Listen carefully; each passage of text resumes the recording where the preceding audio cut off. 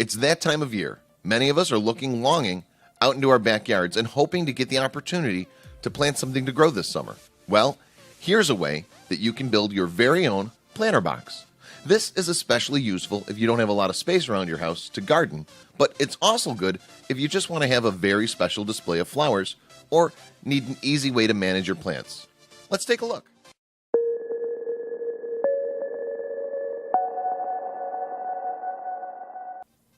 You'll need to get yourself a planter box. Ones like these are made of plywood and are fairly cheap. You can drill holes all throughout the box, like the one in this picture, to allow your flowers to grow out the sides of the box if you want.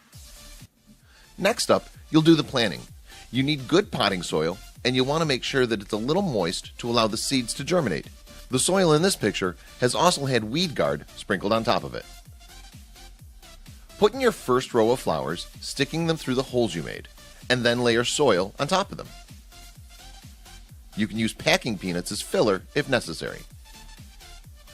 Continue to add rows of flowers until you've filled the box. You'll need to water the flowers every day, but then they'll start to grow. And grow some more. And eventually, they'll look absolutely beautiful, like in this last photograph.